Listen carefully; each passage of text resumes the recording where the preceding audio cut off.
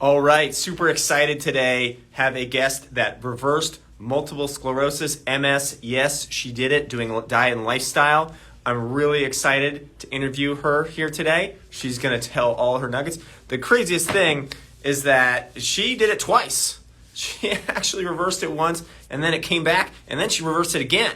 So she's got just like a lot of cool stuff to share. She's a really great living example of just like the power of diet, of plant-based foods, of fruits and vegetables to heal. So I'm super excited. We're going to have her join in just a moment here. Where are you? You're still traveling? You're on the road? No, we're back home. We did 3.5 months, and that was enough right now. Oh, okay. Yeah, well, the heat didn't really go all the way away. But No. um, so, hey, super stoked to have you here. And like I said, what I want to do is just have you share your healing journey. So I don't Okay. want take too many of the words out of your mouth, but you healed MS using diet and lifestyle, and I got a lot of people that would be really inspired by your story. And I know it goes way back. Like you are like started on this like even before me. So we'd love to kind of take it back to like when you first noticed things were going wrong and kind of what happened and what your journey was. Like take us from the beginning. Okay. Back in 2004, I was going to cosmetology school. And when you're in that environment, it's noisy, there's a lot going on, there's a lot of stress. And I started having dizzy spells, and I started having weakness in my arms and legs, and I had a hard time hearing. I thought, oh, well, it's just because there's a ton of hair dryers going and a lot of people talking. But I wanted to follow up, figure out what's going on, because I'm the kind of person like, if something's going on, I want to find out the cause. So I went to an audiologist who tested my hearing and said that I had a hearing loss on my left side. And he said that that can either be caused genetically or it could be a tumor in the brain or something. So she referred me to a neurologist. I went to a neurologist, and the neurologist did some tests on me, did another MRI, did an MRI, my initial MRI, and it came back like kind of suggestive of MS. He then said, let's do a spinal tap. So I went and had a spinal tap, and that came back with like 2 out of the 3 indicators that I had MS. At that point, you hear those words and you're like devastated because you really don't know what it is. And the only thing that you know about it is from what you see on media, the famous people that have had it. And so I thought, no, I want to get a second opinion. So I went to Barrows Neurological Institute, and they did another MRI and some lab work and came back and said that I had relapsing remitting multiple sclerosis. So, at that point, your world, you feel like everything's falling apart. You don't know what it is. You don't know how you're going to deal with it. You just know nothing. And so you're just afraid. And I think that's a lot of what we deal with is this fear that comes over us when we don't have knowledge. And so that's how it started for me. And that was back before, any social media. Like I feel like there's a lot more information available out there. And back then, I mean, I'm sure it was like you had what the doctor told you, and it was pretty hard to find anything else. Right. And so you listen to the doctors because we're trained to be able to go and ask the doctor and respect the doctor's knowledge and to follow what the doctor says. So at that time I said, okay, what do I need to do? They started me on a shot, Copaxone shot, because I said I want the least intrusive medicine. So they started me on Copaxone, which was a shot I did every day. And if you've never given yourself shots and then go to do that every day, it's like the worst thing ever. And you're supposed to alternate in your body where you give the shot.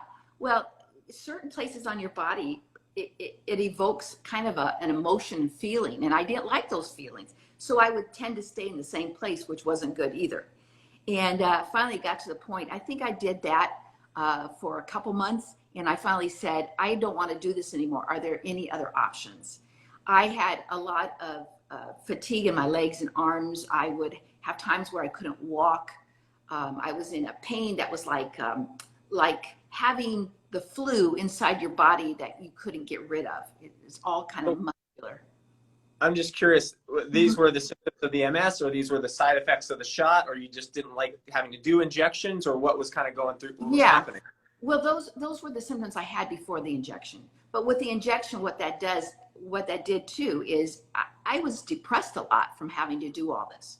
And I had already been on 2 antidepressants because I had a lot of depression in my life, in my years. And so I was on 2 antidepressants. And so that added to that depression of just this whole routine of feeling like I had no hope, feeling like I just had to do these things that brought pain and these emotions that weren't good feelings. So I finally said, I don't want to do this anymore. And I said, what else is there? So I went through several clinical studies. I was the first one on to take like the when they came out with a pill for MS. And I was the first person off of it because I started having problems with my eyes. And so they took me off of it. So at that point, I didn't want to do medicine at all. And that's when my brother-in-law, he says, I'm having heart problems, cardiovascular problems. And he says, I'm going to try this juicing. And I wanted to know if you want to do it. And I said, sure. I says, I don't have anything that's helping me right now. And I don't have any hope. And this was into it, like what year was it at this point? This would have been in 2008. So from 2004, it was 2004 December when I first went to the doctor. So 2005 to about 2008 is when I tried on and off medicine and all these things. In about 2008, I says, okay, enough is enough. And I wanted to do this juicing. And I thought I'll try anything. Because I had at that point tried also using magnets, different things to try to help with healing on my, I don't know. But you just try everything. You're wanting to find a solution, Yeah, and, I mean, people could have told you like, wear a costume and go hand out pamphlets at the mall. That'll help. Yeah. Like, okay. Yeah, you're like, I'll try it if this pain will go away, because your quality of life just suffers. It's just the pits.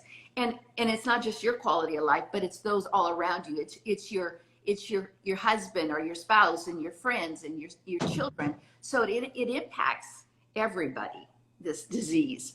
So at that point I said, yes, let's try it. We actually met at like a restaurant and had our last aha meal. And then after that, I started juicing, and I juiced. And for 1 year, I pretty much didn't eat a lot of solids. I juiced primarily, a lot of carrot juice. So my body turned not yellow from the carrots, but from just this detoxing that was going on in my body. So tell us about, because juicing can mean a lot of different things to a lot of different people. So well, juicing at that point, juicing I was doing when I was removing all the fiber out of it. And that was before I really understood the importance of my fiber. But I'd also been learning about how it could just go straight into your body and just start changing your whole how you feel. And I could tell the difference. The more I did it, the more I stopped eating what we call the Western diet. I stopped eating the meat and cheese because I ate a lot of cheese, meat and cheese, and milk products. When I stopped that and started juicing more, and I would juice like carrots and apples and spinach and celery, and that's what I would juice and drink that throughout the day. When I would do that, I started feeling better. So people have an idea. What's that? About how much juice were you drinking in a day, just so people have an idea? I was probably drinking 3, 4, 8-ounce glasses. It wasn't a lot at that time. It was really not a lot. And I still was eating some. I was probably eating, but I had stopped all meat. I had stopped. Only time I ate eggs was if we went out and had a pancake or something, or I was still weaning myself off of a veggie omelet, but eventually those things stopped. But I stopped cheese and milk right away. So I stopped and I started feeling the difference. And then I thought, I'm going to start reading more. And at that time, I had remembered my father had followed Dr. John McDougall, the Starch Solution, those kind of things. So that started my journey of looking into that more. After that first year, though, it was really hard because it was almost like detoxing in the sense of an addict. You were just like withdrawals. I want this. But the more you put the good in, the more those withdrawals started diminishing. But what it also did was it brought out a lot of emotional stuff. And those emotional things had to do with social things, being social with people, because nobody wants to be around you when you're just juicing all the time. They're like, how do I deal with you? And these big emotions are coming out of me, like, how dare you eat that piece of pie in front of me? And I'd get mad. And I had to go through an emotional journey too at the same time that year. And so when you're doing this juicing, I mean, are you starting to feel better? Are you noticing anything? Yes. Okay. Noticing I'm sleeping a little better, the pain is reducing. And so that started that journey. And as I went forward, each year it got better. And the more I learned about a whole food plant-based diet, I hadn't gotten rid of my oils, but by year 2 and 3, I was basically eating a plant-based diet, some raw, some cooked. But I was pretty consistent, and I learned how to take my food with me everywhere I went, and I learned what I could eat going out, and those kind of things. So that progressed. And so my relapses went from like every several 6 weeks or so, and I can't remember you can read my study and find out all those little details, but I would be able to go longer in between a relapse. And those relapses, when they hit me, I would be just like sitting down or laying down. I was in a lot of pain inside my arms and legs. I could hardly walk. It impacted my ability to exercise, to walk, my ability in my relationship with my husband, just all those areas it impacted. But as I got further out in my journey of doing it, those relapses became further and further apart to where I eventually was like 2 to 3 years without a relapse. And so it was giving me hope, like I'm doing something right. And I was learning about nourishing my body through food and how it impacts me. And during that time, the only time I had, like 2 times I had to go on a steroid drip. And one was that I had gone to Malawi, Africa on a trip there. And the stress of going there and in the airports and everything, stress is a big factor for MS and symptoms for relapses and all that. And the other was I wanted to be a flight attendant. So I went to flight attendant school, and I had another relapse during that time. Both times I had steroid drips. Both times I was so excited about it. By the time I was done with the steroid drip, I said, I'll never have that again. So I've had 2 of them, and I will never have another one with 2 of them, because I don't think the impact was that great for me compared to changing what I eat. So my journey has been continuing to eat better, to learn more. I've read. The more I read, the more I try. I haven't been in any program where I've had I've had somebody tell me what to do. I've been a lot of learning by myself, because that's just the kind of person I am. So the more I've progressed, the more I've realized I don't want to do oils, and the more I've learned about the impact hypernourishing at the cellular level going more raw has been. And I remember one time you said to me, and you were talking about raw and everything, and I said to Buzz, and I said, I don't know if I could go raw, and because I like the cooking and stuff and that way. Anyways, but I came to a point where I think I had gotten the maximum amount of healing in my body, and I started experience some other symptoms that I didn't know what it was. And so when I have a symptom, I'm trying to figure out what it is. And just to clarify, I think there was a period, you talk about you got into juicing and you refined it more and you got better and better, but there was a period where you were like in complete remission for years. Yes. Oh, years. I didn't have any problem. I wasn't having relapses. And there's a difference. A relapse has to happen over a course of like 2 to 3 days. We all get symptoms. Because in MS, you can get a symptom if you have too much stress, heat, humidity. Those kind of things can trigger symptoms. But those are able to you're able to manage those as you manage what we call more of a holistic, WHOLISTIC, where you look at the different aspects of your life. You look at the type of people that are around you, the toxic negative people, or you look at how much, sleep and rest you're getting, your meditation. Forgiveness was another huge thing for me, So those things, because, there's a book I read, it's called The Body Keeps the Score, because the things that we do in our life and allowed to come into it impacted. And it's not just the disease, it's just those things that can hit us, especially inflammation with people that have MS. So I started doing that more and more. So I went for a long time, probably up until, I'm trying to remember the year, if it was just 3 years ago, I've been doing really well. And so I started getting some dizziness. And I'm like, what is this dizziness? So that's when I found out about more of a raw vegan and juicing. Not only did I know that you promoted that, and I knew that that supported what you were saying. And I thought, okay, you know, maybe when you hear it a couple times from different people, you finally go, okay, I'm gonna try it. So I started that summer. We were in a trailer, and that meant I have to go get my spinach from the store and my frozen fruit, and have to figure out how I'm going to keep, you know, my refrigerator's only so big, so that meant I have to go every so often.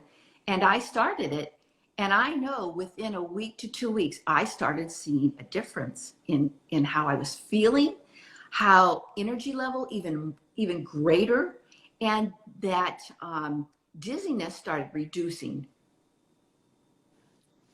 So that was a symptom you hadn't had before until you kind of, like, the MS came back, and it was a new thing that happened. Right. And I remember you would, like, if you stood with your eyes closed, you would start to. Right. I told you that that's the thing they'd always test you at Barrows, is to put your hands out and like you're holding a pizza, and close your eyes and see how your balance is. And if you start like wavering, going back, you're not balanced. So something's off, you know. And so I always know that when that happens, I'm under a lot of stress and something's off. And I think that's that journey that we all have to figure out, is what is off? Is it, you know, are we over committed, and we're doing too much, and we're not really taking time to rest? I mean, there's so many factors. So I've done things like I've gone to a biological dentist. I've had all the toxic things in my mouth removed in a very safe place. Went to a prominent biological dentist here in Arizona. And I have done things like inner healing prayer, where I've dealt with things that I have not dealt with, maybe in forgiveness of people that have done things to me. I have worked at strength training and building my strength and in my walking. I have worked at meditation, of taking time to just calm my mind and to just to take that time to meditate on the things that are positive in my life. So as I had this dizziness, I was like, what is going on? And I sort of have found out that it wasn't just, it may not have been MS even. It may have just been how I'm sleeping on my pillow, my neck. You know, I've had to do some more exercises with my neck. So there's a lot of factors that when you really examine it, you find out maybe it's not MS. Maybe it's just some other aspect of my life that I haven't gotten imbalanced yet. And so that's what I've done over the 3 years, is work on that. And now you're symptom free again, as I understand, yes? I am. I've been working with a couple friends of mine that are doctors, and we have been working on my putting together an article for the peer journals. It's in, I was trying to remember the name of it here. International Disease Reversal and Prevention Journal, I think. Yep, that's it. And so we've been working on it for over 2 years. Just my journey from the very beginning to now, what I have done, the amount of vegetables I've eaten, the types of food I've eaten, the amount of sleep and exercise and water and all these factors, so that we can have that there for doctors that are looking for lifestyle medicine, or patients that are wanting to know what are some other options we have other than medicine to change the outcome of this MS. You know, I know you can't, they say you can't, there's no cure. Well, even if there's no cure, we can at least manage the disease as long as we make the right healthy choices. I think as long as we listen to our body and be in tune to what is going on, and then go through the hard days in order to get to the good days. Because either way, they're hard. It's hard doing shots in medicine. It's just. Well, I'll tell you, Carol, the article is awesome. Everybody should definitely check it out. I will say that I've sent it to numerous people, including MS people that I know, and almost no one reads it. But Mhm. what they will do is watch a video. So that's why we're, There you go. you know, clinician. It's good that not that it, I mean, like I'm super glad that the article's out there. Obviously, there's gonna be doctors, there's gonna be researchers who are gonna read it and find it, and Yeah. it gets them. But I think in terms of like mass appeal and what people out there are dealing with, they're more likely to watch a video. It's just the nature of the beast. So what I would like to do now is just from your perspective as someone who has really healed themselves and done extraordinary things and had scientific articles written about them. Mhm. For the people that are listening that have MS or they have someone in their life that has it or they think they might have it or they're dealing with some kind of similar chronic health issue, what's your advice? Where do they get started? Yeah, I would start finding, well, right now you have a good place to start, and that's with Dr. Ben. And always find somebody that's gone further than you that can mentor you in learning how to make some healthier choices. And so right now I would say start with Dr. Ben. Start with incorporating at least one maybe jar full, you know, the big, yeah, there you go, jar full. And maybe not even that much right away. I mean, if you can't, if you're like, oh, I can't do this, well, who can do shots? Who can do medicine? I mean, they're all got all these crappy side to it, you know. So, you know, it's a matter of making a choice and saying, okay, I love myself enough. I value my health. I choose health more than I choose that food. So I'm going to take one day at a time and start with maybe incorporating one thing of juice a day. You know, I do a Vitamix full, and my husband does it with me. He's done this journey with me since the beginning, and he's gotten more energy and strength himself. But I do spinach. I do oh, I just went blank. Flaxseed, whole flaxseed that I put in my blender, and I do spinach, and I do water, and I do then whatever fruit you want. And I love mangoes, and I always see Dr. Ben with all his mangoes that he gets. And I have a mango tree. Someday I'm going to get more mangoes on it. But mangoes, yeah, and pineapple. But I do 3/4 of it full of greens and water, and then maybe 25% with fruit to give it flavor. But you could, you know, it's just getting your greens and your fruit in there. Start eating salads, and especially during the summer when everything is so heavy and it's hot. You know, I do a big salad, and if you can't buy a head of lettuce, and if you're busy and stuff, go get them that are already prepackaged. You know, make it simple on yourself. You know, don't make it hard on yourself. And so eat some salads, eat some drink, keep doing it. And the more you do it, the more you're gonna be in tune to your body and how you feel, and the more you're gonna desire that. And so then you keep doing it so that becomes a habit, and get a support system. So not only, you know, with Dr. Ben, but find a support system for whole food plant-based. There's a lot of them here in the Valley. We're part of one through Sedona Veg Fest, and they've got a group there. So find a support system. Dr. Ben has support system, but that's important, support system, and just start doing it. And weed out everything in that house. Don't have it in your house. If you want something, make it hard on yourself to have to go and get it somewhere. You know, to me, that's because then I don't do it. But clean out your house. You're cleaning the inside of you out. Clean out the inside of your house to remove those temptations. Well, hey, this is all great advice of ways to get started. And yeah, you don't have to do it, you know, absolutely perfect right away. No. Just like making some juices, you noticed the difference, you felt better, you kept it. And, one thing at a time. Yeah. And it works. And I want to share this with all of you. It really, really works. And I have shared this with so many people. And I have two people. I have my cousin in California has seen my journey, and she was recently diagnosed with MS, and she has started it, and she has just her last MRI shows that her lesions have shrunk, and she's doing the same thing. She's not doing it full like me, but she's incorporated several jars full of a smoothie, so a green smoothie and fruit. So, there is hope. There is hope. We don't have to play into I'm going to be in a wheelchair. Yes, my house is set up for that, but I'm not going to play into that. And one of the things that I was told by a friend is that I don't call MS my MS. I don't take ownership of the MS, of being mine. I call it the MS because it is not my identity. And when we start making a disease like MS our identity, which is very easy because when you're in pain, you can't walk, nobody understands you, not even your spouse or friends really understand that pain. It's very easy for it to be your identity.